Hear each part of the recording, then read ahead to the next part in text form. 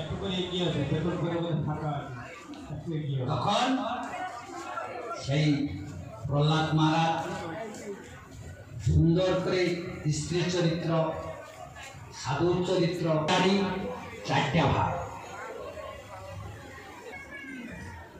তিন রাত সাবিত্রী যখন দীক্ষা হয়, রাস্তা যখন যাবেন মা বলে ক্ষমানো, সে মা যখন খেতে দিতে যাবেন কারোর মুখ না দেখা হয়, তাকে ত্রিরাত্র ব্রহ্মচর্য। তারপরে গুরুকুলে বাস 12 বছর। যেরকম একটা সন্তানকে স্কুলে দিলে 1-2 করতে করতে 12 ক্লাস না পড়লে তার একটা ডিগ্রি হয় না, উচ্চ মাধ্যমিক। গুরুকুলে 12 বছর না পড়লে ব্যাকরণ পড়তে 5 বছর চলে যায়, শাস্ত্রী আদি কলাপ ব্যাকরণ আদি আচার্য করতে আরো 5 বছর চলে যায়, জ্যোতিষ, আয়ুর্বিদ্যা, ধনুর্বিদ্যা এ সমস্ত করতে আরো চলে যাবে। তখন সে শাস্ত্রের পারঙ্গম। নিজের বাগানে শাক সবজি রোজগার করে খাবে, প্রথম স্টেজ। এমন একটা দিন আসলো সে আর রোজি রোজগার করতে পারছে না, বলছে খেতেতে লোকের ফসল উঠিয়ে নিয়ে আসছে, তারপরে যেটা পড়ে থাকবে কুড়িয়ে কাড়ে সেটা খাবে।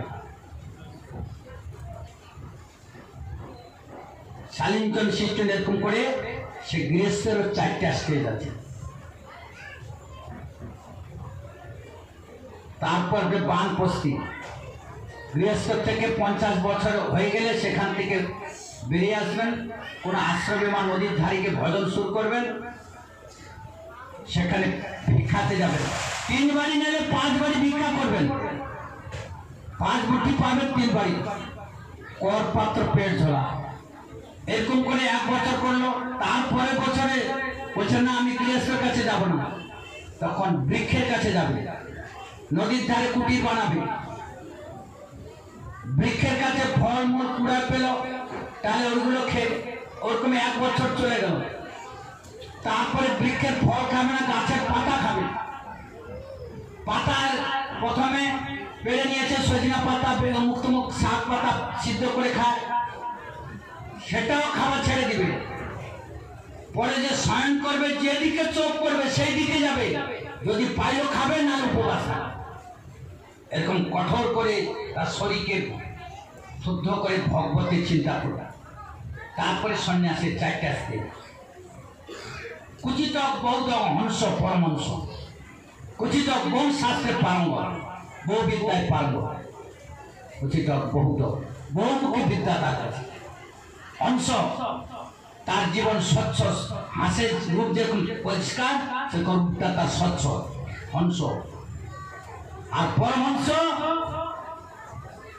যে ভালো মন্দ থাকবে, তার মধ্যে যিনি ভালোটা নিয়ে চলে যাবে সে পরমহংস। যেরকম রাজহাঁসকে যদি দুধ আর জল দিয়ে দাও, ও দুধ খেয়ে নিবে, জল পড়ে থাকবে। সেরকম মহান সাধু যারা, তুমি সংসারে চলবে, ভালো মন্দ দেখবে, আর কারোর প্রতি সে কিছু বলবে না, ভালোটা নিয়ে চলে যাবে। এরকমই হলো সন্ন্যাসীর জীবন। কিন্তু কলিযুগ আসার সাথে সাথে সবই গড়বড় হয়ে যাচ্ছে।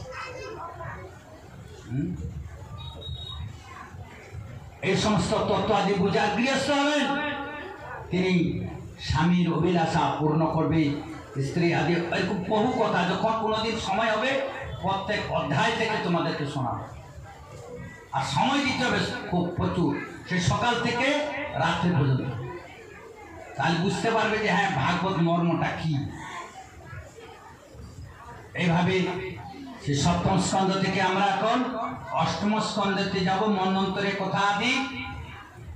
রাজবাচ স্বয়ম্ভুবসু গুরু বংশয়ং বিশ্বরাচ্যুতঃ যত্র বিশ্বাসিজং স্বর্গ মনুন্ন নদর্শন যত্র তত্র হরির জন্ম কর্মণি চ মহীয়স গৃহ্ণন্তি কবয়ো ব্রহ্মং স্থানি নো বদোসিন্নতাম। একবার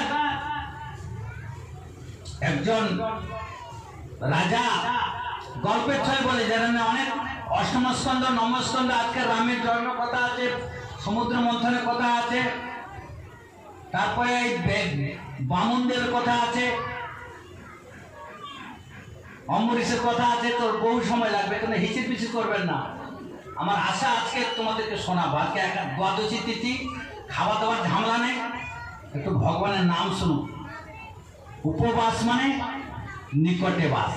কার নিকটে? ভগবানের নিকটে। ভগবান কোথায়? না তার কথায়, হরি কথা। যেই নাম আর সেই কৃষ্ণ। আজকে হরি কথা শুনো। তখন সেই দক্ষিণ ভারতের এক রাজা ছিলেন, তার নাম ইন্দ্রদুম্ন। সেই ইন্দ্রদুম্ন রাজা, তিনি খুব ভক্ত ছিলেন, পূজা করতেন, গুরু মন্ত্র নিয়েছিলেন। কিন্তু দ্বারে গুরুদেব এসছেন আর তার হুঁশ নেই।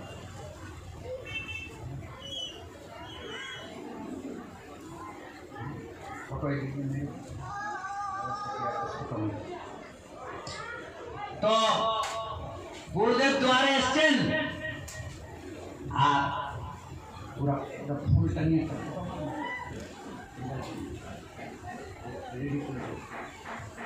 তখন ও মহারাজ, ও মহারাজ, মহারাজ তো পূজায় ব্যস্ত। গুরুদেব বলছেন মন্ত্র দিলাম আমি, পূজা শেখালাম আমি দ্বারে এসছি আর আমার হুঁশ নেই। হাতির মতন বড় অহংকারী হয়ে গেছিস না?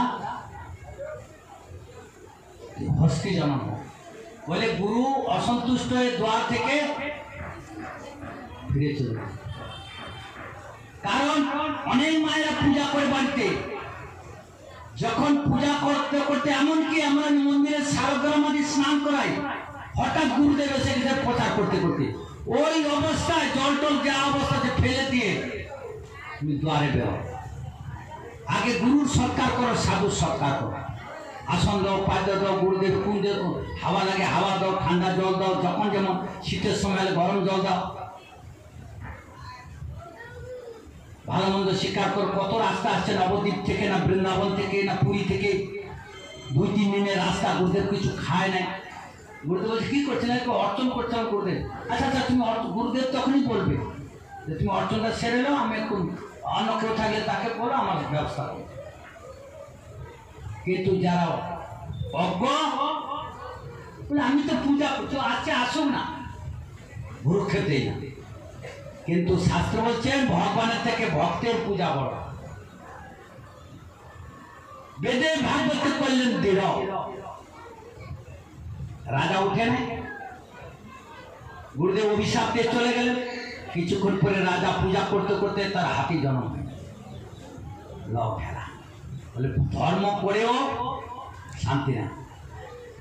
এই জন্য ঠিক ঠিক নিয়ম মতন করে অল্প অল্প পূজা করবেন, তাও ভালো, কিন্তু সঠিক নিয়মে যাবেন, তাহলে কৃপা পাবেন, আর না হলে বঞ্চিত হবে।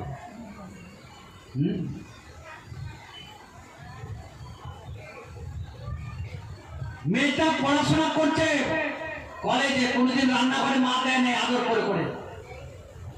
দেখেন কলেজ ছুটি, মা শরীর খারাপ, বলছে মা তুই রান্না কর। যে মা আমি তো, আমাকে তো কোনোদিন রান্না শিখাও না। আরে যতক্ষণ না সবজিতে ডুবে ততক্ষণ জল ঢালতে থাকে।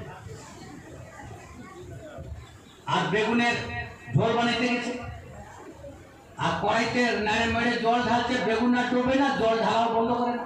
বলে মা কড়াই ভর্তি হয়ে গেছে, তাও তো বেগুন ডুবে না। আরে পাগলি, এরকম করলে হবে? বাস্তব একটা জ্ঞান রাখতে হবে। এখন হস্তি জন্ম হয়ে গেল, যেহেতু রাজা ছিল, রাজা অল্প পুণ্যেতে রাজা হয় না, অল্প পুণ্যেতে ভক্ত হয় না।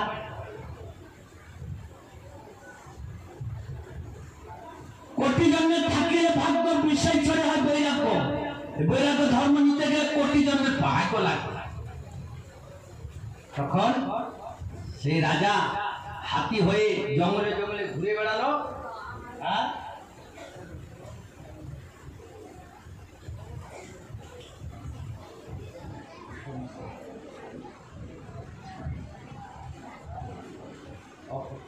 সাদা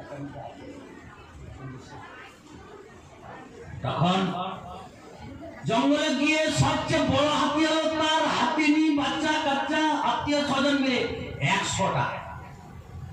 যখন এই জঙ্গলে যায় তার পিছু পিছু হাতিরা তো লাইন ধরে যায় খুব সুন্দর, ওর পিছু ওর পিছু ওর পিছু একদম সুন্দর করে যায়।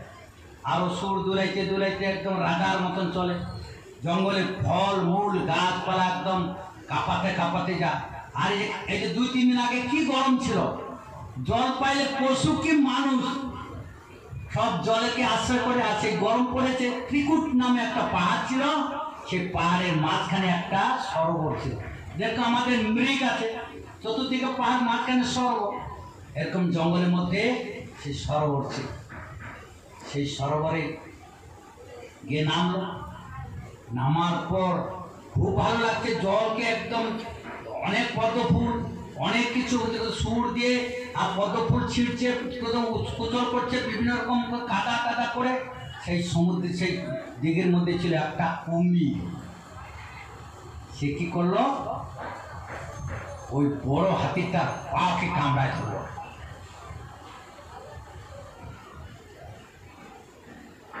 আর তখন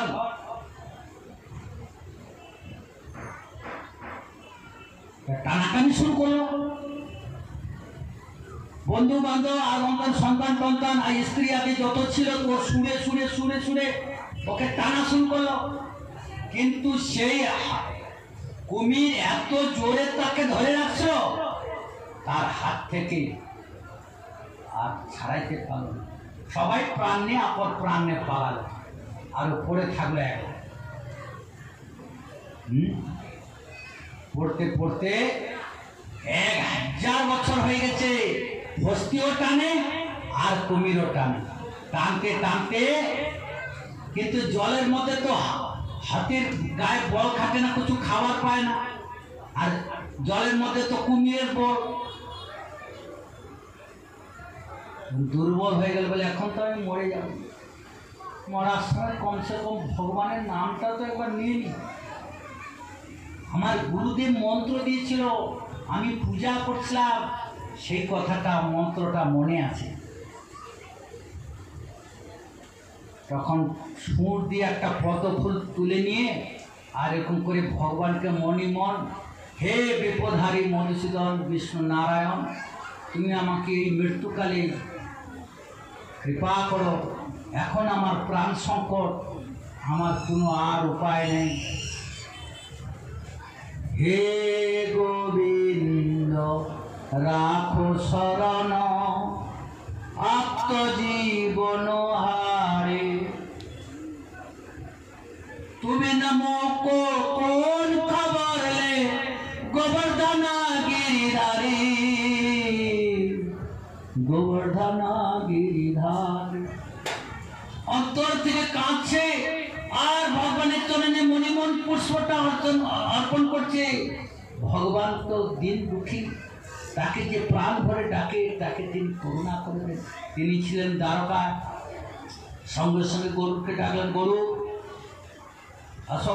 গরুরের পিঠে চড়ে তৎক্ষণাৎ সেই ত্রিকুট পর্বতের কাছে গিয়ে হাজির হয়ে দেখছেন যে সে কুমির, সে হাতের পা ধরে টান দিচ্ছে। সুদর্শন চক্র ছেড়ে দিলেন, সা সা করে সুদর্শন দৌড়ে আসলো আর সে কুমিরের গলাটাকে কেটে দিল। আর কুমির সে হস্তিকে ছেড়ে দিল। কুমিরটা মারা গেল, তার দেহ থেকে একটা দেবতা বেরিয়ে আসে। আর গজর শরীর থেকে ভগবানের দর্শন হয়ে গেছে, কৃপা হয়ে গেছে, তার মুক্তি হয়ে গেল। একটা রাজা বেরিয়ে আসে। দেখেন এখানে একটা তত্ত্ব,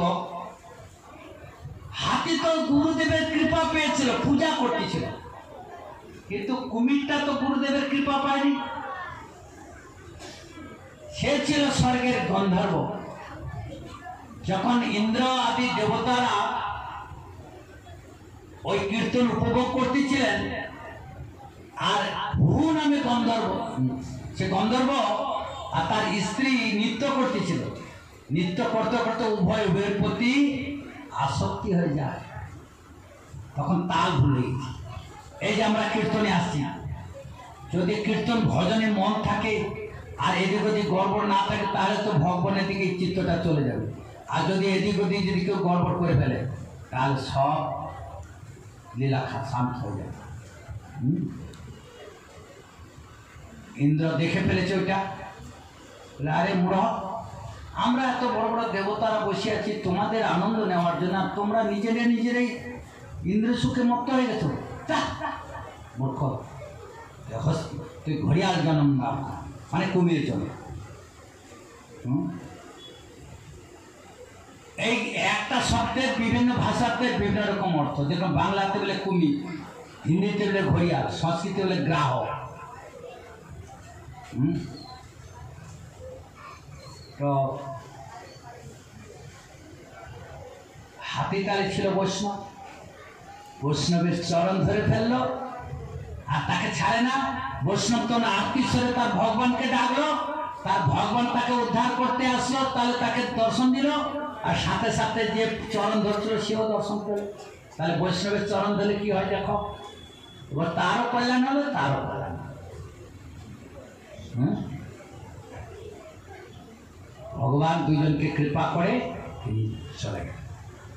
ওখানে গজরাজ একটা স্তব করেছিল ভগবানকে দেখে, তাকে গজ মোক্ষ স্তব। তা এখন তো সময় কম, ওই স্তব তুতিগুলো পড়া এখন মনে করেন সময় কম, তথাপি যদি দুই একটা শ্লোক যদি উচ্চারণ করে যায়।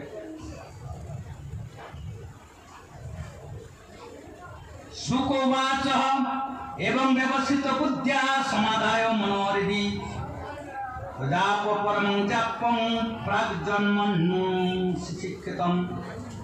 সুখদেব বলেন, হে পরীক্ষিত, নিজ বুদ্ধিতে এইভাবে কৃতনিশ্চয় হয়ে গজেন্দ্র নিজ মনকে চিত্ত ভূমিতে স্থির করে পূর্বজন্মের অপস্ত শ্রেষ্ঠ জপযজ্ঞ স্তোত্রের দ্বারা ভগবানের স্তুতি করতে লাগলেন। ওম নম ভগবতে তস্मै যত এতচ্চিদাত্মকম পুরুষায়া দেবীজায় পরেশায়া বিনিমনি। গজেন্দ্র বলেন, যিনি জগতের মূল কারণ এবং সকলের হৃদয়ে পুরুষ রূপে বিরাজমান করেছেন, যিনি সমস্ত জগতের একমাত্র প্রভু, যার জন্য সংসার চেতনার বিস্তার হয়, সেই ভগবানকে আমি নমস্কার করি, ভক্তি করি, তার ধ্যান করি। যস্মিদং যত চেদং জেনদং ইদং স্বয়ং যোস্মাৎ পরমাশ্চ ওম পরস্তং প্রপদ্যে স্বয়ংভুবম। এই বিশ্ব যার মধ্যে অবস্থিত, যার সত্তাবশত বিশ্বের প্রতীতি হচ্ছে, যিনি এই বিশ্বের সর্বত্র ব্যক্ত এবং স্বয়ং যিনি এই রূপের প্রকাশিত, এবং এই সমস্ত হওয়া সত্ত্বেও যিনি এই সংসার ও তার কারণ প্রকৃতির অতীত, আমি সেই স্বয়ং প্রকাশ স্বয়ং সিদ্ধ সত্তাত্মক পরমেশ্বরকে আমি শরণাপন্ন হলাম। এইভাবে একটা ফটো মেরে ধরে, আমরা যখন চলে যাব আমাদের সমাজে গিয়ে দেখাবো তোমরা কত ভক্ত এসছে। এইভাবে সেই গজেন্দ্র ভগবান স্তব করলেন এবং ভগবান তাকে কৃপা করে দিলেন। এরপরে আমরা অষ্টম স্কন্ধেতে দেবতার ব্রহ্মা কর্তৃক ভগবানের স্তব, সব দেবতারা মিলে ভগবানের কাছে গেলেন এবং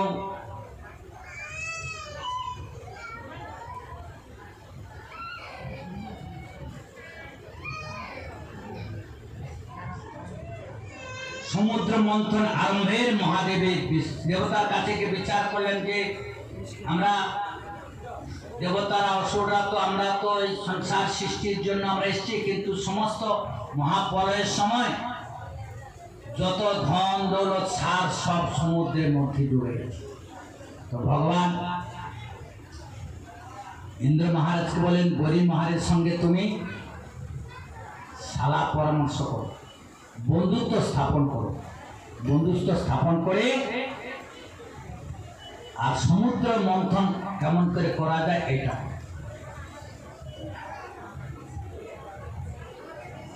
এই যে আমি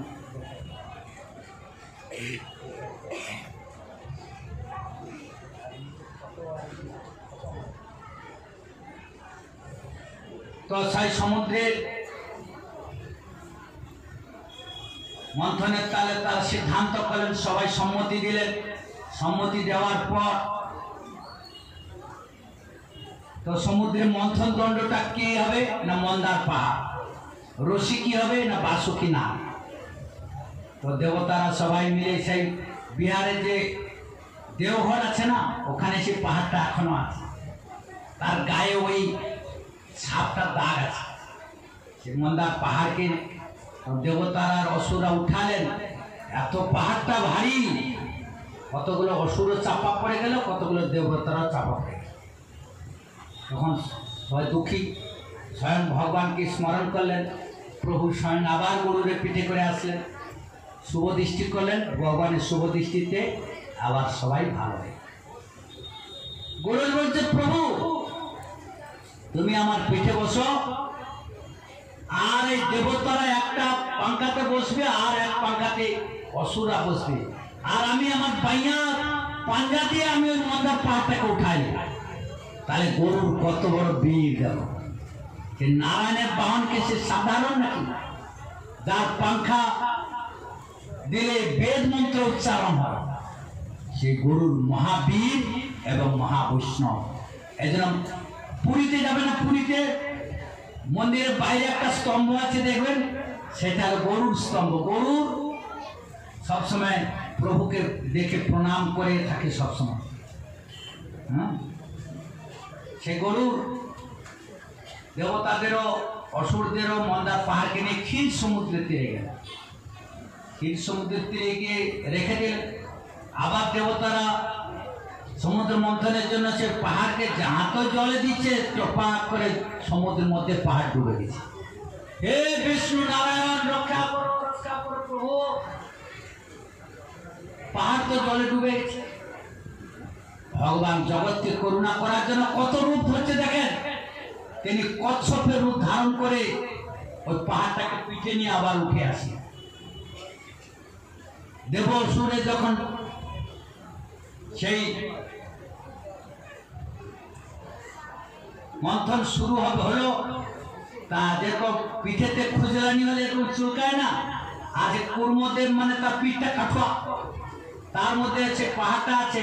তো ওরা যখন সমুদ্র মন্থন করছে, পিঠে চুলকানির মতো তার আরাম লাগতেছে। সেই সমুদ্রে যখন সেই কচ্ছপ প্রশ্বাস নিয়ে নেয়, তখন জোয়ার হয়ে যায়, ভাটা হয়ে যায়। যখন শ্বাস ছেড়ে দেয় তখন জোয়ার হয়। এই যে সমুদ্রে জোয়ার ভাটা হয় না, ওই কুর্মদেবের শ্বাস প্রশ্বাসের জন্য। আর বিজ্ঞান বলে কি, চন্দ্র সূর্যের আকর্ষণের জন্য।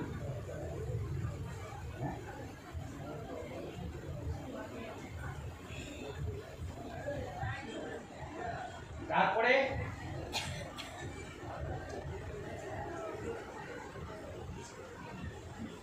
সেই কুর্মদেব ধারণ করলেন, আর বিষ্ণু রূপ ধরে সেই বাসুকি নাগের মুখের কাছে এসে ধরলেন। তখন অসুরা বলে, আমরা কমজোরি নাকি, আমরা সাপের পুজুরি ধরবো কেন, সাপের পুজুরি ধরা তো অমঙ্গল। তখন আবার দেবতারা পুজুরি দিকে আসলেন, অসুরা মুখে দিকে গেলেন। এইভাবে যখন সমুদ্র মন্থন হচ্ছে আর কিছু ওঠে না, তখন সেই বাসুকি নাগের মুখ থেকে গরল ওঠা শুরু করল, বিষ চতুর্দিকে, প্রাণী মরে যাচ্ছে, সমুদ্রে জীব কষ্ট হচ্ছে। আবার দেবতারা অসুররা মহাদেবের শরণ নিলেন। এই মহাদেব, দেবের দেব মহাদেব, রক্ষা করো প্রভু, বাঁচাও, রক্ষা করো প্রভু। মহাদেব আসলেন, শান্ত হও, কি হয়েছে প্রভু, সারা বিষ সংসারকে কষ্ট দিচ্ছে।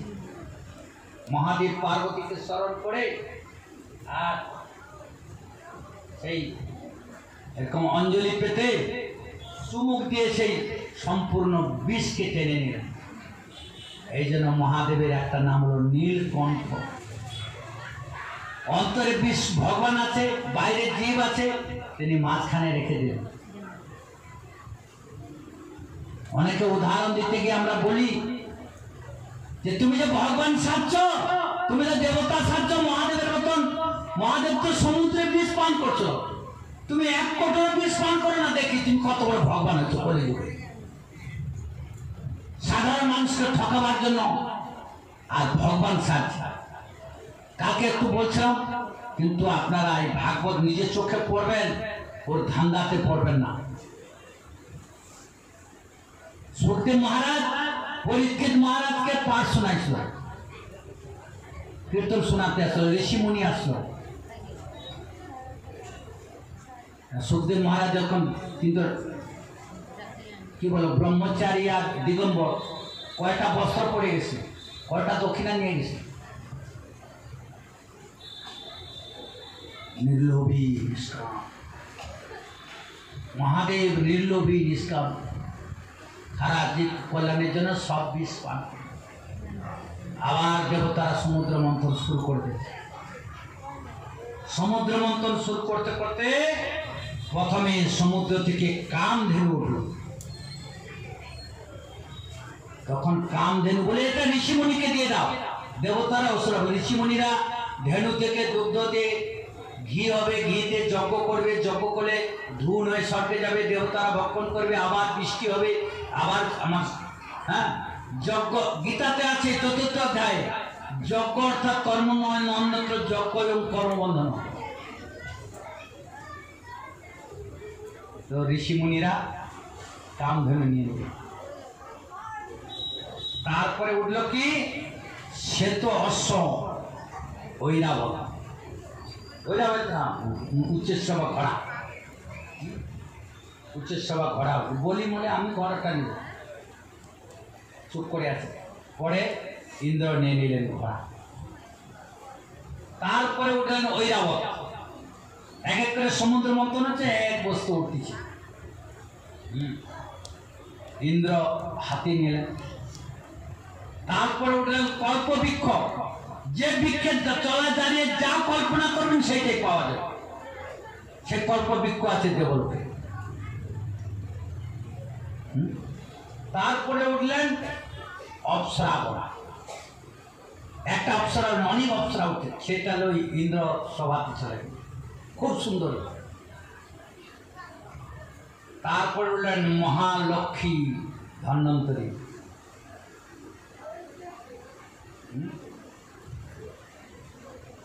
তারপরে বারুণী নামী মদিরা, সেটা অসুরা নিয়ে নেন। আর মহালক্ষ্মী উঠে খুব সুন্দরী দেবতা বলে, লক্ষ্মী আমাকে বরমালা দেবে, অসুরা বলে আমাকে দেবে, চতুর্দিকে সবাই খালি মুখ ঘোলাই দেবে। কিন্তু লক্ষ্মীর হাতে বরমালা নিয়ে লক্ষ্মী ঘুরে বেড়াচ্ছে, বলে এ তো লোভী, এ তো কামী, এ তো ভোগী, একে আমি স্বামী রূপে নেব না। ঘুরতে ঘুরতে ঘুরতে ঘুরতে দেবতারাও কেউ দেয় না, অসুরদের তো।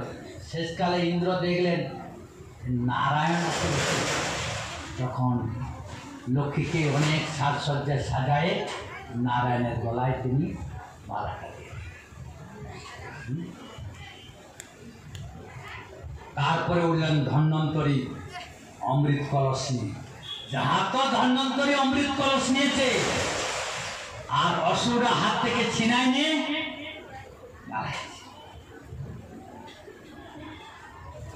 দেবতাদের মন খারাপ, অসুরদের গায়ে জোরে পারবে না। হে বিষ্ণু নারায়ণ রক্ষা করো, রক্ষা করো। তাহলে প্রতি পদে পদে যদি নারায়ণ রক্ষা করো, ভগবান রক্ষা করো, আমরা সংসারে এসে তার ভজন ছেড়ে দিয়ে আরো এত ভজনে কেন ডুবে গেছি? সে নারায়ণের ভজন ছেড়ে দিয়ে দেখো, দেবতার বিপদে নারায়ণ এসে রক্ষা করছে, তা তোমার বিপদে দেবতারা রক্ষা করবে না নারায়ণ রক্ষা করবে? ওই কালকে প্রভু বলছিল একটা মাথা কাটা কি দেবতা আছে বলে, তার ভয়ে নাকি তাকে কি কি সব ভোগ লাগে, চুবাই ধরে বলে রাস্তা আসলে। কিন্তু যে নারায়ণের নাম জপে, কৃষ্ণ ভজন করে, তুলসীর মালা জপে, তার কাছে কেউ আর আসবে না, সে ভয়ে নিজে পালা। এর ভগবান আছে, গদা নিয়ে এক্ষুনি চলে আসে। ধন্বন্তরী নিয়ে অমৃত নিয়ে অসুরা পালালো, তখন সব দেবতারা মিলে ভগবানকে স্মরণ নিলেন। তখন টুক করে ভগবান প্রকট হয়ে গেলেন একজন মোহিনী রূপ ধরে, অপরূপ রূপসী একটা কন্যা। তার চাল চলন ভঙ্গিমা একদম অসুরদের সবার কি অমৃত খাবে, আর ওকে দেখার জন্য পাগল হয়েছে।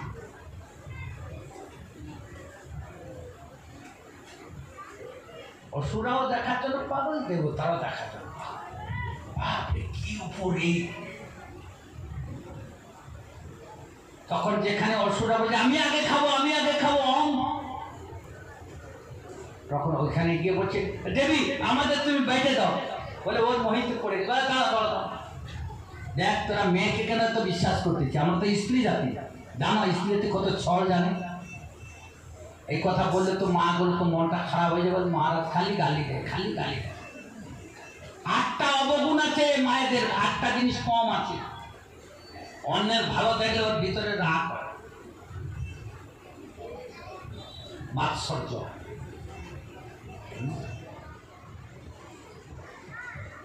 পেটের ভিতরে কোনো কথা থাকে না।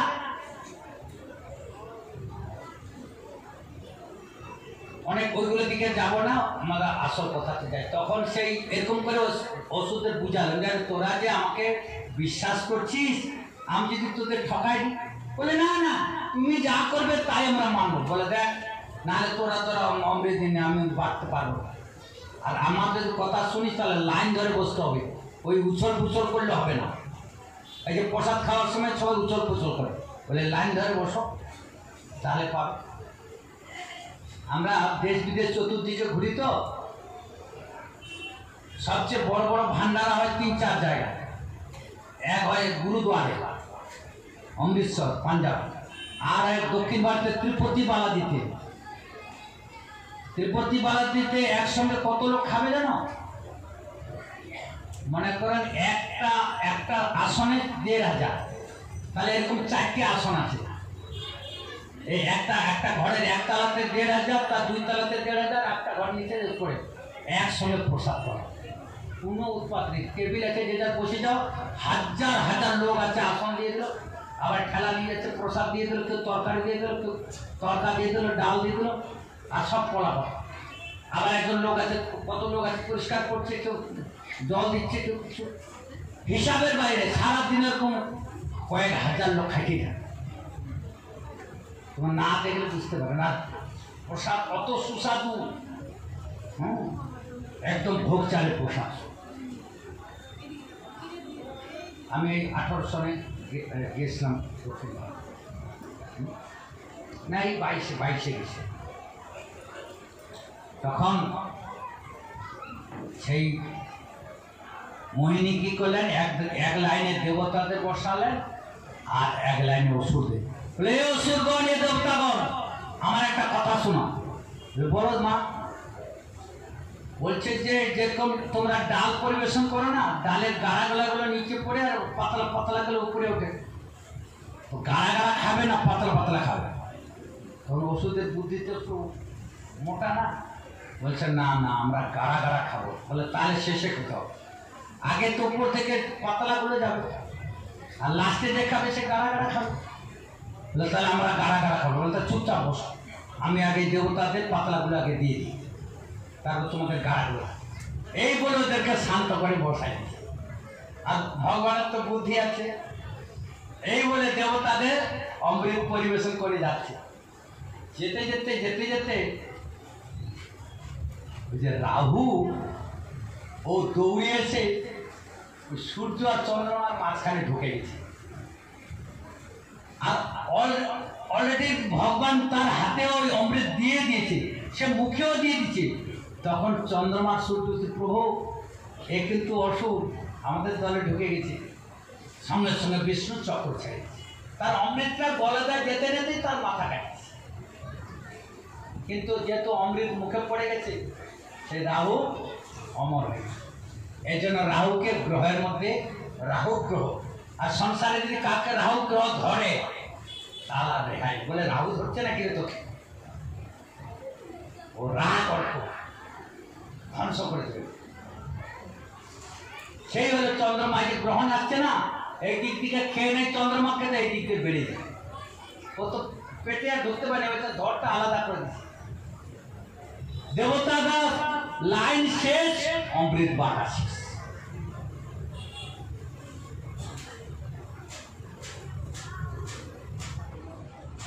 কথা কত, মাত্র এখন 9:45 বাজে। মায়েদের তো বলে আসছি বেশি করবেন না 9টার আগে। হ্যাঁ, তাহলে শুনে রাখো, এইটা তো কমসে কম শেষ করি। তারপরে যাহা তো সেই দেবতার লাইন শেষ, মহিনীও লুকায় গেছে আর অমৃত ভাণ্ড নিয়ে পালা গেছে। আর দেবতারা মার মার কাট কাট, মার মার কাট কাট, এই অসুররা সব খেপে গেল আর দেবতাদের সঙ্গে ঝগড়া লেগে গেল। দেখো, এই দেবতাদের মধ্যে ঝগড়া, তোমাদের সংসারের ঝগড়া, এই সাপ শনি। এই জন্য একটা মহান সাধুর চরিত্র দেবতার চরিত্র থেকে অনেক বেশি।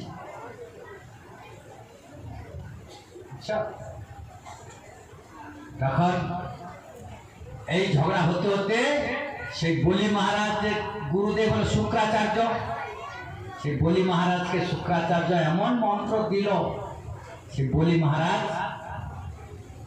ইন্দ্র রাজ্য দখল করে, দখল করে নেওয়ার পর ইন্দ্র তো ঘুরে বেড়ালো এদিকে, আর বলি মহারাজকে স্বর্গে বসায় আর অনেক যজ্ঞ শুরু করে দিল। এমন যজ্ঞ শুরু করলো, সেই যজ্ঞেতে এমন আহুতি দিচ্ছে, যজ্ঞ থেকে দেবতা একটা নূতন রথ উঠায় নিয়ে আসলো। তার মধ্যে তুন আছে, তার মধ্যে বিভিন্ন রকম সুন্দর পরিক আছে, তীর আছে, ধনুক আছে। বলি মহারাজকে উপহার, বলি মহারাজকে অভিষেক করে আর সোহা বলে মন্ত্র করছে। বলি মহারাজ দান ছত্র করে দিচ্ছে। ঋষি মুনি ব্রাহ্মণ দেবতা, ইন্দ্রাদি দেবতা লুকিয়ে বেড়েছে, বড় বড় ব্রাহ্মণ সব দেবন সেই দান দিতে যাচ্ছে। তখন দেবতাদের যে মা ছিল অদিতি, কশ্যপ ঋষিকে বলছে একটা কথা, কালকে আজকে যারা একাদশী দ্বাদশী পালন করেছেন, কালকে কিন্তু সূর্য উঠার পর 9টার মধ্যে পালনের সময় আছে। ছয়টার পর থেকে 9টার ভিতরে কোনো এক সময় ব্রত খুলেন। তো তখন সেই বলি মহারাজ এত দান খুলছে, আর এদিকে কশ্যপ ঋষির কাছে দেবতাদের মা প্রার্থনা করছে, প্রভু আমার পুত্রদের এত কষ্ট। মায়েরা তো সবসময় পুত্রের মঙ্গল কামনা করে, বলছে দেখো তোমাদের পুত্রের এখন সময়টা খারাপ। আর বলি মহারাজ তার গুরুর মন্ত্রেতে বড় তেজিয়ান, আর সব ঋষি মুনিরা তাকে যজ্ঞ করে মহা আশীর্বাদ দিয়েছে, সে বড় শক্তিশালী হয়েছে। তার কাছে এখন দেবতাদের পাওয়া বড় মুশকিল আছে। তাহলে কি করে পাবে? যদি স্বয়ং ভগবান আসে। বলছে ভগবান কেমন করে আসবে?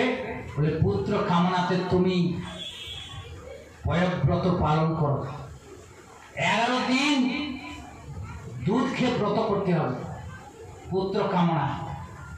মাগুলো কি করে জানে? এই ফাল্গুন মাসে দোল পূর্ণিমার আগে যে প্রতিপদ হয়, আর দোল পূর্ণিমার সময় যে একাদশী, তার পরের দিন এই ব্রতটা ভাঙে। দুধ পান করে পুত্রের মঙ্গলার্থে এই ব্রতটা করে। তখন সেই অদিতি দুগ্ধ পান করে ব্রত ধরলেন। সেই ব্রতেতে স্বয়ং ভগবান বিষ্ণু নারায়ণ প্রসন্ন হয়ে বামুন দেব রূপে তার গর্ভে আসলেন। তো আসলেন, সাথে সাথে প্রকট হয়ে গেল। প্রকটে বলছে বাবা আমাকে দীক্ষা দাও, আমাকে উপবিত দাও, আমাকে মন্ত্র দাও। বলা যায় সাথে সাথে বড় হয়ে গেছে।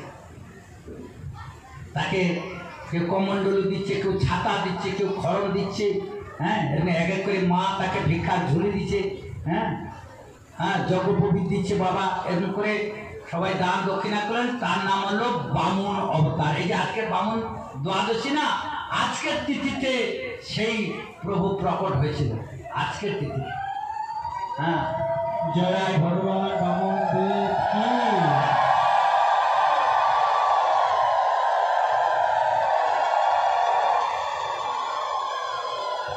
তারপরে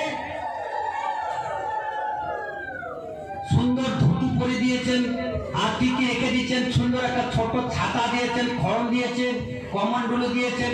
অনেকে প্রশ্ন করে, বাবা তোমার হাতে এই লম্বাটা কি? বলে যারা সন্ন্যাস নেয় তাদের হাতে যে আজকে একটা মা যে কমন্ডলু নিয়ে আসে, এই যে কমন্ডলু, ওটার মধ্যে মন্ত্রপুত করা থাকে। ওখানে জল পড়লেই গঙ্গা যমুনা সরস্বতী ওখানে প্রকট হয়ে যায়। আর এই যে সন্ন্যাসীর এই দণ্ড কার, মানে শরীর, মন আর বাক্য যে ভগবানের ভজন করবে, এটা ত্রিদণ্ড।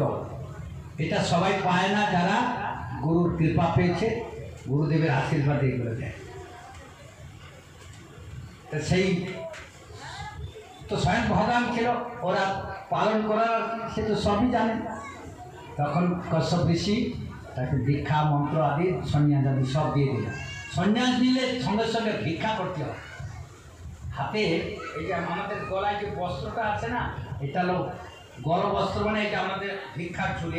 এটা আমরা ধরে ভিক্ষা করতে যাবো। অনেক বড় ঝোলা লাগবে না, এটার মধ্যে 3-4 মুঠি যা হবে ওইটা নিয়ে এসে গুরুর কাছে দক্ষিণা দিতে হবে। ভিক্ষার সময় ভিক্ষা করে নিয়েছে। মহাপ্রভু যখন সন্ন্যাস দিয়েছিল, মধু নাপিত বলছে আমি মাথা মুড়াবো না, কারণ তুমি টাকা দিতে পারবে না, এটা তার ছড়, তুমি ভগবানের মাথা মুড়াবো। কিছুতেই মহাপ্রভু মানে না, বলে না, বলে তুমি দক্ষিণা দেবো, তুমি দাও। তখন মধু নাপিত মহাপ্রভু মস্তক মণ্ডন করছে আর কাঁদছে, বলে হায় রে ভগবান, কি সুন্দর কেশ, কি সুন্দর রূপ, আমি ভগবানের মাথা মুড়াই তাকে সন্ন্যাসে পাঠাবো? এই বলে নিচে কলা পাতা পেতে না পায়ে লেগে যায়। সন্ন্যাসীর বস্ত্র, তার অলঙ্কার পদুকা আদিগুলো পাও লাগাইতেন, পূজনীয় হয়, গুরুর চরণ পূজনীয় হয়। তো সেই মহাপ্রভু যখন সেই মধু নাপিত মাথা মোড়ার পর সেই ফুলগুলাকে প্রণাম করলেন, সাথে সাথে কাঁদতে কাঁদতে প্রাণ ছেড়ে দিল। এই সন্ন্যাস জীবন এরকম কঠিন। আর সে বামনদেব সেই সন্ন্যাস নিয়ে, আর হাতে কমন্ডলু নিয়ে, আর খড়ম দিয়ে ঠকা ঠক হাঁটতে হাঁটতে যাচ্ছে। কোথায়? ওই যে দেবতাদের মা তার কল্যাণের জন্য ভগবানকে প্রার্থনা করলেন যে স্বর্গরাজ্য আমাদের এবার ফিরিয়ে দাও। তখন সেই বলি মহারাজ স্বর্গরাজ্যে বসে আর দান ছত্র খুশি, যে যা চাইছে সব দিয়ে দিচ্ছি। তখন রাস্তায় ব্রাহ্মণগুলা দান নিতে যাচ্ছে, বলি ও দেখ এই ব্রাহ্মণের সন্তান কি সুন্দর, একে যদি বলি মহারাজ দেখে আগে সব দান দিয়ে দিই, বলে একে ছেড়ে দিয়ে আমরা আগে যাই, চল, ও তো ভালো হাঁটতে পারে না। বলে ব্রাহ্মণগুলো অনেক আগে চলে গেল, ও তো ছিল ভগবান। তারা 1 মাইল চলে গেছে, বামনদের ঈশ্বরের ইচ্ছায় তাদের 14 মাইল আগে গিয়ে দাঁড়িয়ে গেছে। বলে আরে আমরা তো আগে ছেড়ে আসি, এখন দেখতেছি আগে পৌঁছে গেছে। বলে ভিক্ষা দাও, ভৌতি ভিক্ষাম দেই, ভগবান ভিক্ষাম দেই। বলি দেখছি আরে কি সুন্দর ব্রাহ্মণ স্ত্রী, বালক ব্রাহ্মণ, কি তেজ, কি সুন্দর। বামন ঠাকুর কি নেবেন? বলে আর কি তো সন্ন্যাসী, আর কি লাগবে, আর ওই একটু বসে তপস্যা করব, ওই 1 পা 2 পা 3 পা ঘুমিয়ে হবে। বলে তাহলে নিয়ে নাও। বলে না এরকম নেব না, তুমি সংকল্প করো। সংকল্প করো বলতে গেলে তখন তার গুরুদেব শুক্রাচার্য সে এসে গেছে। বলছেন যে ও বলি ও দান দিস না, দান দিস না, দান দিস না। বলে কেন? বলি এ বামন না, এ ভগবান, তোর সর্বস্ব নিয়ে নেবে। বলে সংসারে যদি কাউকে দান করতে হয় তাহলে ভগবানকে দান করো। সে তো বলে তুই সর্ব নিলে আমি খাবো কি? যারা স্বার্থপর গুরু শিষ্যের বাড়ি যায়,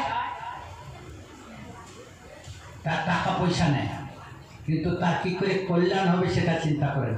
এখানে একটা সূত্র আছে, শিষ্য বিদ্যা পারকা, দুর্লভ সদ্গুরু শিষ্য সন্তাপ পার। কথাটা ভালো করে শুনে রাখেন। আপনার তো এই দেশে তো খুব এরকম গুরু ঘোরাঘুরি করে। গুরব, এই কথাটা ওই ভোলানাথ বলছেন শিব ঠাকুরকে, গুরব ভব সন্তি শিষ্য বিদ্যা পারকা। বলে অনেক গুরু পাওয়া যাবে যে শিষ্যের বাড়ির বিদ্যা মানে তার ধন সম্পত্তি কাপড় জামা নেওয়ার জন্য ব্যস্ত। দুর্লভ সদ্গুরু দেবী শিষ্য সন্তাপ পারকা, সন্তাপ মানে দুঃখ, শিষ্যের দুঃখ নেওয়ার গুরু সংসারে কম। তো শুক্রাচার্য তিনি কি করছেন, বলি মহারাজকে এসে বাধা দিচ্ছেন। তো শাস্ত্রে আছে যে গুরুর বাক্য উল্লঙ্ঘন করতে নেই, তাহলে পাপ হয়। কিন্তু শাস্ত্রে আছে যে গুরু ভগবানের ভজনে বাধা দেয়, সেই গুরুর বাক্য যদি উল্লঙ্ঘন করো তাহলে পাপ হবে না। এই শুনে রাখো, এই যে আসছে সেই তত্ত্ব আসছে। মায়ের কথা উল্লঙ্ঘন করা পাপ। যে মা ভগবত ভজনে বাধা দেয় তার কথা উল্লঙ্ঘন করে পাপ হয় না। বলে পিতার কথা উল্লঙ্ঘন করা পাপ।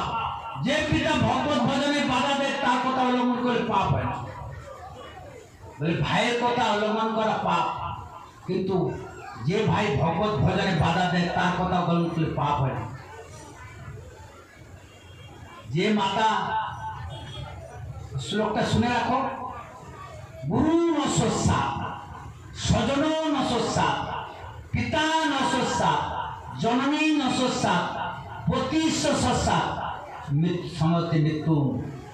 যে পতি, যে গুরু, যে দেবতা নশস্যা মৃত্যুর হাত থেকে রক্ষা করতে না পারে তাহলে তার কথা উল্লঙ্ঘনের পাপ। তাহলে বলি মহারাজ গুরুর কথা মানে নাই কেন? গুরুদেব বলছিল আরে ভগবানকে দান দিস না। তখন বলি মহারাজ দান দেওয়ার জন্য ব্যস্ত হয়ে গেছেন, সংকল্প। তখন সংকল্প করার জন্য কমণ্ডলে দেখুন একটা টোটা আছে ছোট, ওই টোটা দিয়ে জল ঢালবে আর জল পড়ে না। গুরুদেব দেখলো যে এ তো কথা শুনছে না শিষ্যটা, ওই টোটার ভিতরে ঢুকে গিয়ে মাখি হয়ে ওর বন্ধ করে দিচ্ছে। বলে সংকল্প করতে পারবে না, দানও দিতে পারবে না। ভগবান তো অন্তর্যামী, বলছে ওই বলি আর তাড়াতাড়ি সংকল্প কর। বলে প্রভু জল পড়ে না। বলে তাহলে একটা কুশখড় নেয়, কুশখড় হচ্ছে কুতা মাছ, তাহলে ওটা ছেদাটা খুলে যাবে। তো এমন কুতা মারছে, আর গুরুদেব ওখানে মকিয়ে ঢুকেছিল, তার চোখে গিয়ে লেগেছে আর পালাইছে, চোখটা গেছে কানা। বলে গুরুদেব কানা গুরুদেব। যে গুরুদেব ভগবানের ভজনে বাধা দিয়েছিল কানা গুরুদেব। তাহলে গুরু নশস্যা, বলি মহারাজ গুরুর কথা মানে না। বলে পিতা নশস্যা, প্রহ্লাদ কালকে চরিত্র হলো তার পিতার কথা মানে না, ভগবানের নাম করছিল। পিতা নশস্যা। বলে জননী নশস্যা, ভরত মহারাজ কৈকেয়ীকে মা বলে ডাকে নাই কেন? না রামচন্দ্রকে বনে পাঠিয়েছিল। বলে যে মা ভগবানকে ঘর থেকে বার করে দেয় সেই মা মা না, আমি তাকে মা বলে ডাকবো না, মা রানী বলে ডাকবো। আর দেবতা নশস্যা, খট্টাঙ্গ রাজা মুক্তি চেয়েছিল, খট্টাঙ্গ রাজাকে দেবতারা মুক্তি দিতে পারে বলে তোমার মতন দেবতাকে আমার লাগবে না, আমি ত্যাগ করো। আর স্বজন মানে বন্ধু ভাই, বিভীষণ রাবণকে ত্যাগ করেছে। রাবণ বলছে বিভীষণ আরে ভাই সীতা হলো মহালক্ষ্মী, মহারাজ রাম তার ধরনী, অন্যের স্ত্রীকে আনতে নেই, এটা মহাপাপ। তুমি তো পণ্ডিত ব্রাহ্মণ শাস্ত্রজ্ঞ বেদজ্ঞ, তুমি এই কাজ কেন করছো? যাও যাও ঘুরাই দাও। এই কথা যখন বলছে যুদ্ধ করতে হবে না, তখন রাবণ কি করছিল? বিভীষণকে লাথ মেরেছিল। তখন বিভীষণ সেই মন্ত্রী ছিলেন, রাজমুকুটটা দ্বারে রেখে মার কাছে আদেশ দিলেন, মা কি করবো? বলে তুই রামের শরণে চলে যা। তখন তিনি সেই লঙ্কা ত্যাগ করে রামচন্দ্র প্রভুর কাছে এসে শরণ এসে। শাস্ত্রের ন্যায় আছে, আবার ন্যায়ের ফাঁকিও আছে। তখন ওখানে আর একটা কথা আছে, শুক্রাচার্য যখন বলিকে বলছেন যে তুই না বলে দে না, বলছি যে প্রভু আমি তো আগে হ্যাঁ বলে, আচ্ছা ওটা পোকাটাকে ফেলে দো না, ওখানে কেন ওটার জন্য ব্যস্ত হয়ে গেছে?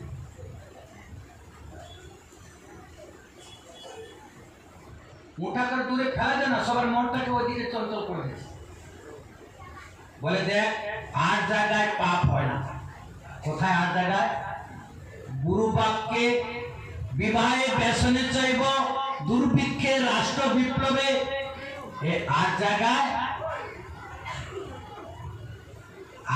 মিথ্যা কথা বললে পাপ হয় না। এই শুনে রাখো। বলে আজকের দ্বাদশী, তো আজকে তো ওই সরষার তেল স্পর্শ করতে নেই, একাদশী দিন। তো কার্তিক মাসে ওই ভোরবেলা কীর্তনে যাই, ভোরবেলা উঠে স্নান করি, একটু নাকে জল টলে সর্দি থেকে হেঁচে হেঁচে হাসতেছি। গুরুদেব আশ্রমে আসছেন, প্রণাম করতে গেছি। বলে কী হয়েছে? বলি গুরুদেব এই ভোরবেলা স্নান করে পরিক্রমা করতে গেছিলাম, কার্তিক মাসে একটু ঠান্ডা ঠান্ডা পড়ে না, মানে হাওয়া লেগে গেছে। বলে দেখ, ওই শোয়ার সময় পায়ের তলাতে একটু সরষার তেল ঘষে, হাতে ঘষে শুয়ে পড়ি। মানে গুরুদেব কার্তিক মাস সরষার তেল পড়ছি। আরে আমি তো আগে জান। তখন শাস্ত্রের এই শ্লোকটা বলছেন গুরুদেব, গুরু বাক্যে, বিবাহে, কন্যাটার বিবাহ ঠিক হয়েছে, ছেলের বাবা বলছে 10,000 টাকা দিতে হবে তবে আমার বিয়ে হবে। সব বরযাত্রী এসে গেছে, পীড়া এসে গেছে, বসে গেছে, ব্রাহ্মণ মন্ত্র পড়বে বলে থামো, 10,000 দাও। তখন তারা অত গরিব, টাকাটা জোগাড় করতে পারে। গ্রামের যে বড় ভাই ছিল মরদ, যাই ছেলের বাপ, আমি দায়িত্ব নিলাম, এখন আর তার মোড়লে অনেক বন্ধু বান্ধব সবাই হা করে উঠছে, তখন বিবাহটা হয়। আর সপ্তাহ হয়ে গেল, আর টাকা দেয় না। তো ওই যে ওখানে মিথ্যা কথা হয়ে গেল না? বলে বিবাহে, গুরু বাক্যে, বিবাহে, ব্যসনে, ব্যসন মানে পরদেশে। এই যে মনে করুন বাংলাদেশে গেছে আর পাসপোর্ট করে ঝগড়া লেগে গেছে, আর আসতে পারছে না। কোন রকম ডাক্তারের কাছে চিঠি লিখছে, ডাক্তারবাবু আমার খুব পেট খারাপ, আমাকে এক্ষুনি যেতে হবে ইন্ডিয়ার, মৃত্যু, আমার মা মরে গেছে, মৃত্যু করে 5 কথা বলে, অথচ মাও মরেনি আর বাবাও মরেনি। ওই বর্ডার পারে চলে আসে। ব্যসনে, বিবাহে, ব্যসনে চৈব, দুর্ভিক্ষে, রাষ্ট্র বিপ্লবী, এরকমই সংকট দ্বারা, প্রাণ সংকটে যদি একটা দুটা মিথ্যা কথা হয়, এটা ধর্মের। আর একটা উদাহরণ দিই। হ্যাঁ, একটা ব্রাহ্মণ সকালবেলা ওই যে গাছের তলায় মোড়ের কাছে বসে মন্ত্র জপতেছে। একজন মুসলমান ভাই, সে একটা গরু নিয়ে মারবার জন্য যাচ্ছিল, তার হাত থেকে রশিটা ছুটে গরুটা দৌড়ে পালে। ওই মোড় দেখেছে যে ও ঠাকুর মশাই, তুমি তো মন্ত্র জপছ, তুমি তো ব্রাহ্মণ, মিথ্যা কথা তো বলো না, বলো তো আমার গরুটা কোন দিকে গেছে? ও গেছে ডান দিকে, আর গরু দিচ্ছে না, এই বাম দিকে গেছে। তখন তো খুঁজে খুঁজে পাইল না, তার হিসাব মতন ব্রাহ্মণের মিথ্যা কথা হলো না। কিন্তু ওই মিথ্যা কথাটা ওই একটা গোমাতার প্রাণ বেঁচে গেল। ধর্মের সাধারণ সংসারে আমরা ধর্মের নীতি আদি অত কি বুঝি, মিথ্যা কোনটা সত্যি। এমনকি মহাভারতে আছে, অর্জুনকে কৃষ্ণ বলছে যে অশ্বত্থামাটা মারা গেছে, তুই ঘোষণা করতো অর্জুন। যুধিষ্ঠির, আমি তো কোনোদিন মিথ্যা কথা বলি না, তা এখন কি করে বলি? স্বয়ং ভগবান আদেশ করেছে কিন্তু। তখন যুধিষ্ঠির এদিক ওদিক থেকে থেকে একটু কাঁপ পেট করে অশ্বত্থামা মানে সরলভাবে বলতে পারলো না। মানে ইতি গজ মানে অশ্বত্থামা নামে একটা হাতি মারাই না, তারপর কোঁকাচ্ছে বলছে না, তখন ভীমকে বলে ভীম এই হাতিটাকে মারতো, এই নাম অশ্বত্থামা মারে। এক গদা মারলো, ভীমের গদায় 10,000 হাতির বলছে, হাতিটা মারা গেল। তখন যুধিষ্ঠির বলল অশ্বত্থামা ইতি ইতি গজ। যখন সংসারে সব যুদ্ধ হয়ে গেল, ভগবানের ধামে যাবে, কেদারপতির রাস্তায় যাচ্ছে, সবাই পাপে পড়ে গেল, শুধু যুধিষ্ঠির যাবে স্বর্গে। তথাপি সেখান থেকে নরক দর্শন হয়েছে যুধিষ্ঠির। কোন পাপে? বলে তুমি ভগবানের কথা বিশ্বাস করো নাই, তুমি কোঁকায় কোঁকায় সে অশ্বত্থামা গত হয়েছে। ধর্মের কথা তুমি আমি বিচার করতে পারবো? এইভাবে গুরুদেবকে তিনি মানলেন না, বামনদেবকে সংকল্প করে দিলেন 3 পা ভূমিয়ে তোমার দান। সঙ্গে সঙ্গে বামনদেব কি করলেন, তার একটা চরণ পাতালে দিকে দিয়ে, তাহলে ভুব স মহাজন তপসত্ব পাতা 7 অতল ভিতর সুতল রসাতল পাতা। আর 2টা পাও তো, একটা পাবার বাঁকায় দিলে ভুব স মহাজন তপসত্ব বলে 7 নিচে 7। তখন আর একটা চরণ নাভি থেকে একটা চরণ বেরিয়ে পড়লো সাথে সাথে, আর এরকম ঘুরছে, বলে এখন 1 পাঁচ বাকি। ভুল দেখছি, ভারে আমি সব দিয়ে দিলাম, রাজ্য দিয়ে দিলাম, দেশ দিয়ে দিলাম, সর্বমর্ত সব নিয়ে নিল, আমি কেন আর একটা চরণ কোথা থেকে দেব? বলি এসব আমার। তখন বলির স্ত্রী ওখানে দাঁড়াইছিল, তার নাম বৃন্দাবলী। প্রভু এই জন্য গৃহস্থ হলে স্ত্রীকে সহধর্মিনী বলে। সহধর্মিনী তখন বলে ধর্মে যে সহায়তা করে। বলছে প্রভু মানে এখানে 2 মিনিট অপেক্ষা করেন, এইটা প্রসঙ্গটা শেষ হয়ে যাক, কেন এইটা প্রসঙ্গ শেষ হয়ে গেলে আমি একটা কীর্তন দিয়ে আবার রামলীলা বলে দিই।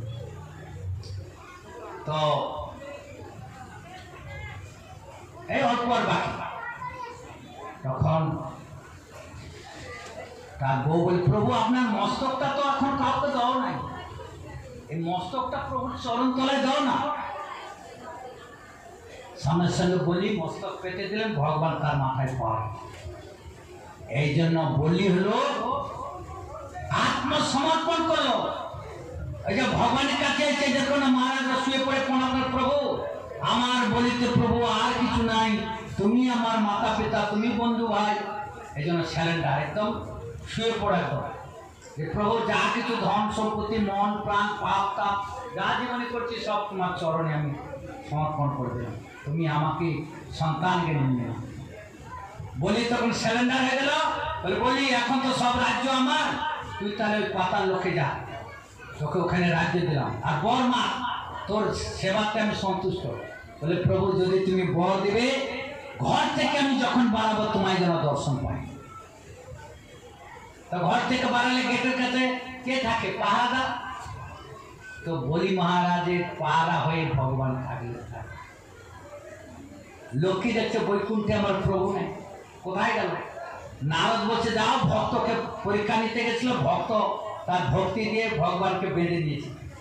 তখন লক্ষ্মী এসে বলি মহারাজকে ভাই বলে রক্ষাবন্ধন করেছিল।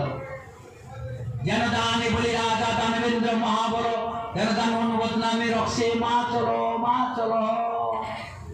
হে বলি বলি আর তুই আজকে আমার ভাই, আমি তোর বোন বলে রক্ষা বেঁধল। তখন বলির সঙ্গে ভাইয়ের সম্বন্ধ করে ভগবানের এক রূপকে তিনি নারায়ণ নিয়ে গেলেন, আর এক রূপে বলি দেশ থেকে গেল। তখন সেই বলি মহারাজের সেই ভগবানকে সেবা দেখে প্রহ্লাদ মহারাজ এসছে।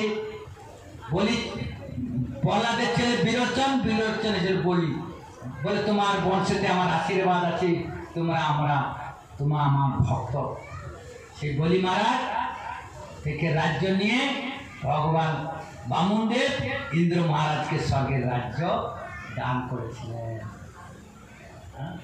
অতএব এই অষ্টম স্কন্ধেতে এই শিক্ষা পেলেন, কোনোদিন গুরু অপেক্ষা করবেন না, কোনোদিন বৈষ্ণব নিন্দা চর্চা আদি করবেন না। এখন আমরা নমস্কন্ধেতে যাব। নমস্কন্ধেতে ইক্ষ্বাকু বংশের বর্ণনা আছে, নমস্কন্ধেতে রাজা হরিশ্চন্দ্রের বর্ণনা আছে, নমস্কন্ধেতে অম্বরীশ মহারাজের কাহিনী আছে, নমস্কন্ধেতে রামচন্দ্রের জন্ম কাহিনী আছে, নমস্কন্ধেতে অনেক কিছু আছে।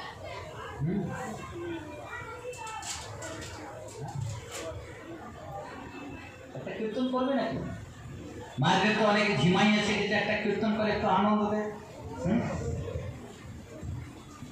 একটু ধৈর্য ধরুন, আজকে সুন্দর রামচন্দ্রের জন্ম আছে এখনো। কে জানে মহিমা তব শ্রীমধুসূদন, কে জানে মহিমা তব শ্রীমধুসূদন, কে জানে মহিমা তব শ্রীমধুসূদন, কে জানে মহিমা তব শ্রীমধুসূদন। তুমি হরি হয়ে বলছ রে, হরি হয়ে বলছ হরি, সে আবার কেমন শ্রীমধুসূদন।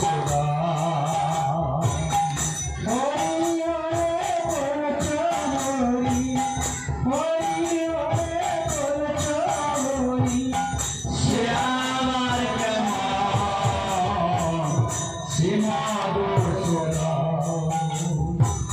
সত্য যুগে হরি হয়ে বামন রূপ ধারণ করে,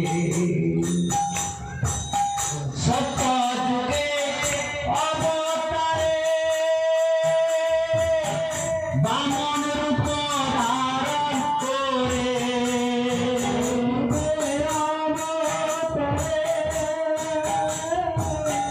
বামন রূপ ধারণ করে, সে যে বলি রে ছলনা করে, বলি রে ছলনা করে, দিলে শ্রীচরণ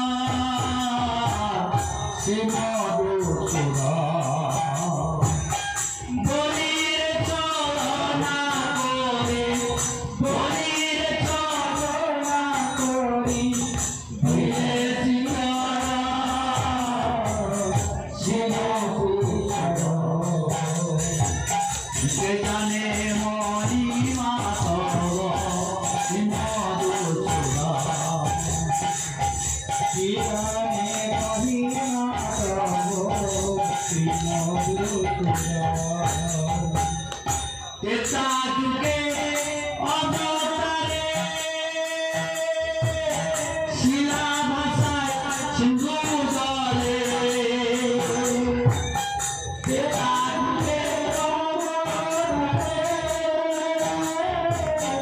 শিলা ভাষায় জগে বিভীষণকে রাজা করে, বিভীষণকে রাজা করে, বধিল রাম শ্রীমধুসূদন।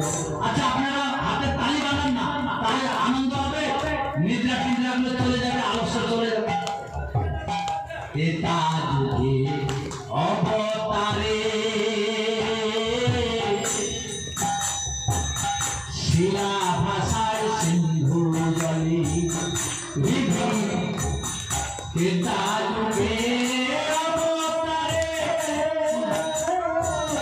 শিলা ভাষা সিন্ধু জলে, বিভীষণকে রাজা করে, বিভীষণকে রাজা করে, বধিল রাম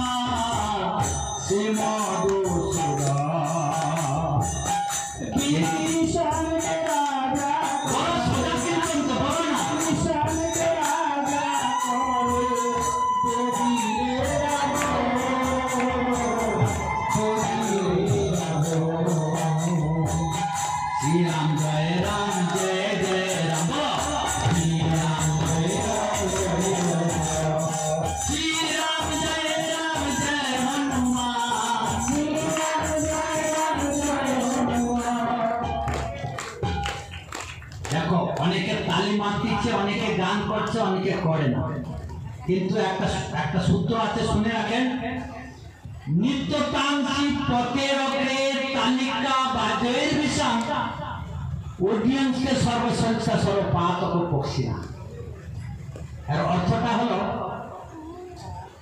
মনে করুন আমাদের যে শরীর, আমাদের শরীরে মস্তকের মধ্যে আমরা যদি পাপ কর্ম করি না, সেটা মস্তকের চুলের গোড়ায় বসে থাকে প্রত্যেক ব্যক্তি।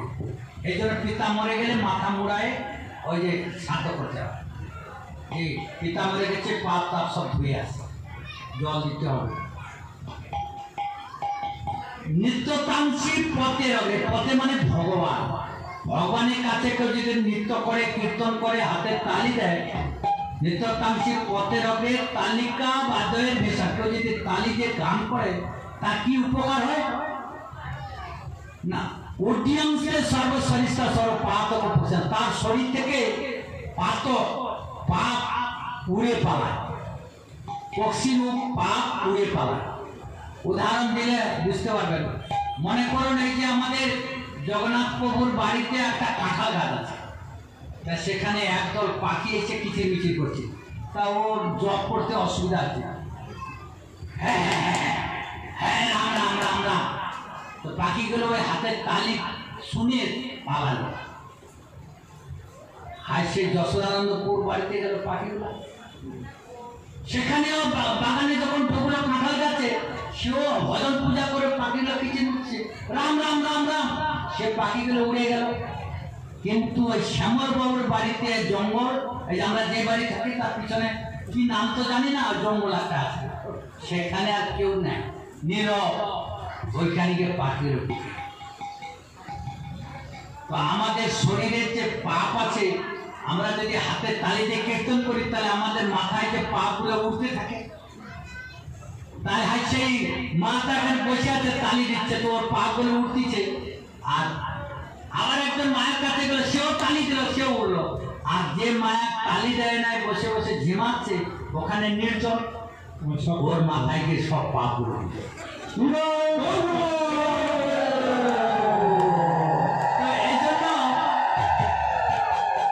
ভগবানের কাছে আসলে একটু নাচের করে নাম করলে পাপগুলো উড়ে সেখান থেকে পালাবে।